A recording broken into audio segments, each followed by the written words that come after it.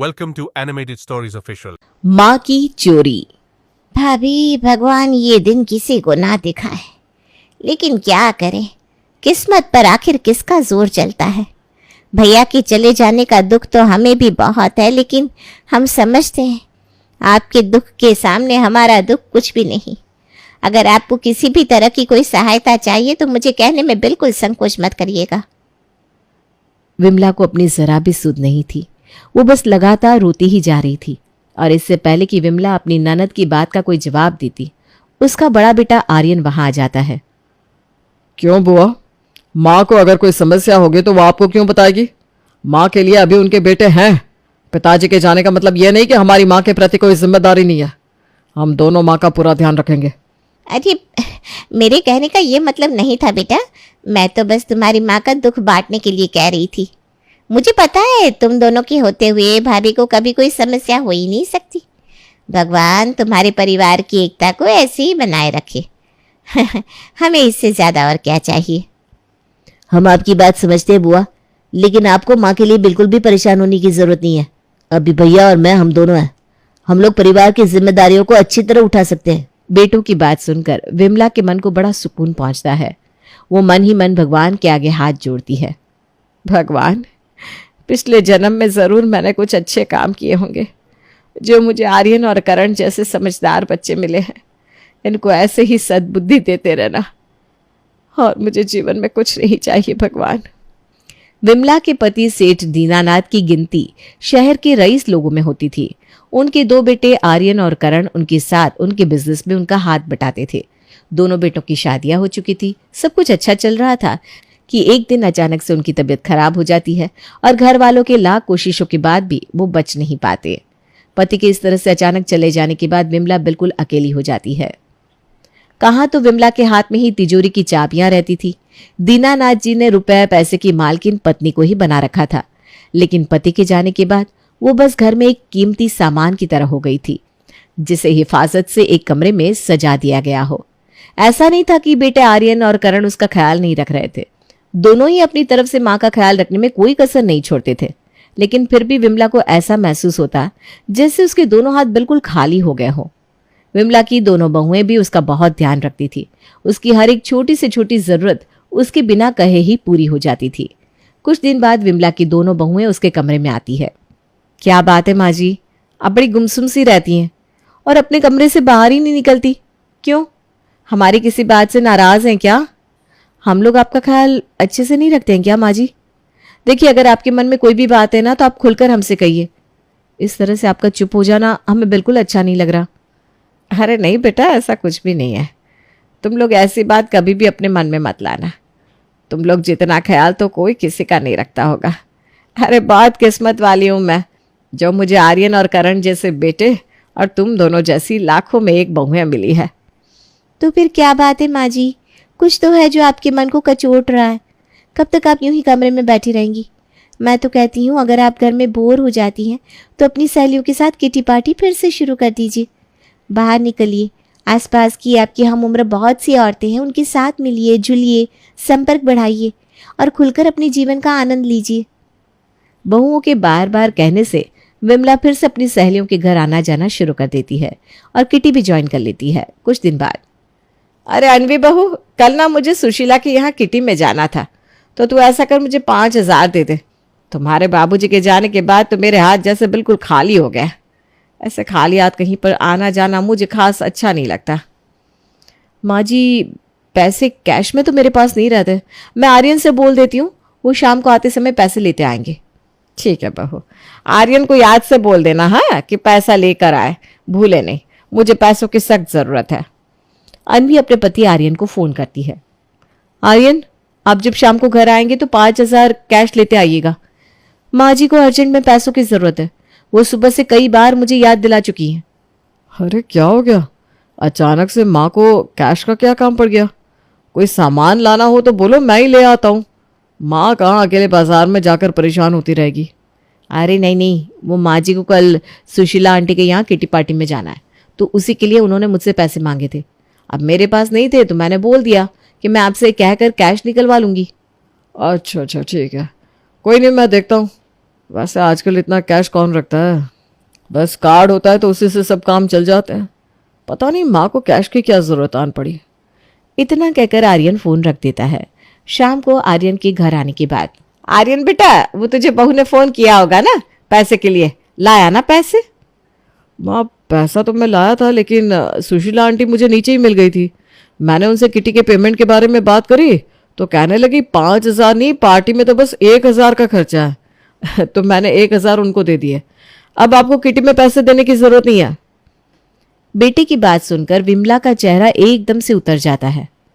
अरे बेटा, मेरी किटी का लेन देन तो मैं खुद देख लेती ना, तुम्हें तकलीफ करने की क्या जरूरत थी? इतनी पढ़ी लिखी है तुम्हारी माँ कि 4 पैसों का हिसाब कर सकती है। मैंने तुमसे पैसे मांगे थे तो तुम बस मुझे पैसे ला कर देते। सुशीला बहन जी को जाकर पैसे देने की क्या जरूरत थी? पता नहीं सुशीला बहन जी क्या सोच रही होंगी मेरे बारे में। उन्हें तो यही लगेगा कि मैंने तुमसे ज्यादा पैसे मांगे। बाहू, मैंने तुम्हें बताया तो था कि 5,000 मुझे पूरी किटी के लिए नहीं चाहिए, मैं अपने पॉकेट में रखने के लिए कुछ पैसे मांग रही थी। खैर छोड़ो, अब मुझे तुमसे कुछ नहीं चाहिए, मैं जा रही हूं अपने कमरे में।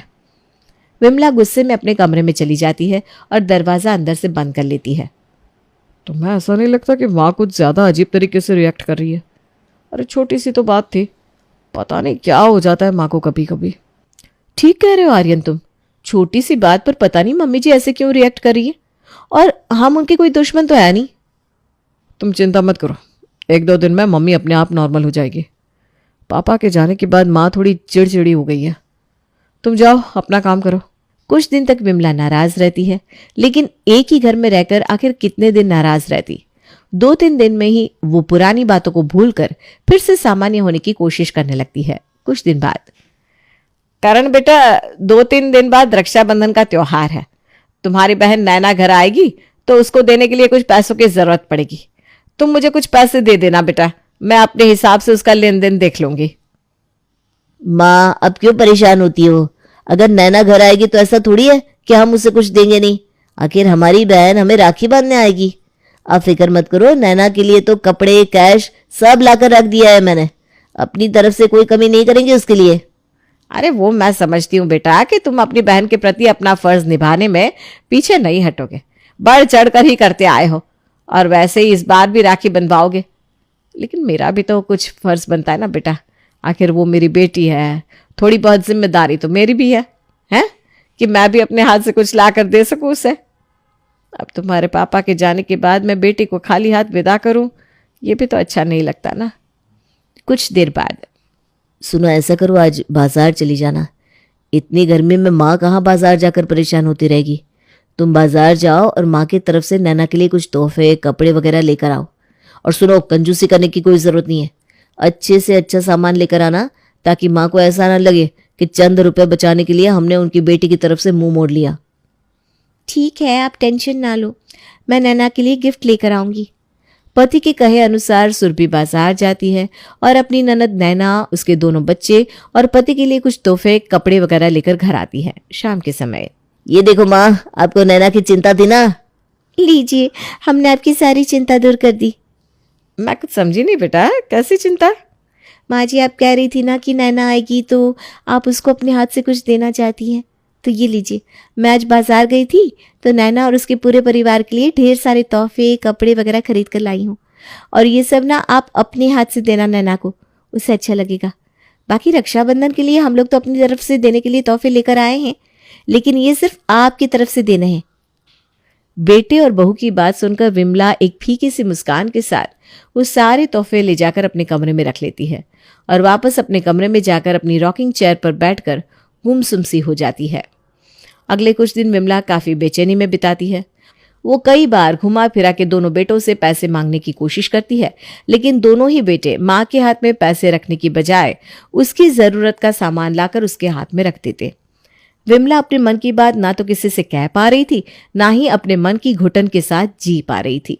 कई रातें जाग कर बिताने के बाद अंत में वो एक मुश्किल फैसला लेती है। बस बहुत हो गया, लगता है उनके जाने के बाद अब इस घर के रुपए पैसों पर मेरा कोई अधिकार नहीं रहा। करण और आर्यन ने मुझे मजबूर कर दिया है कि अब मुझे यही करना पड़ेगा। समझ में नहीं आता कि मेरे पति की कमाई हुई दौलत में से ही चंद रुपए मेरे हाथ पर रखने में इन दोनों को ऐसी क्या समस्या आती है। जब भी मैं पैसे मांगती हूँ कीमती चीजों का ढेर मेरे सामने लाकर लगा देते हैं। छोटी सी बात क्यों नहीं समझते कि हर किसी की अपनी कुछ जरूरत हो सकती है। हर बात बोलकर बताई जाए ऐसा जरूरी तो नहीं।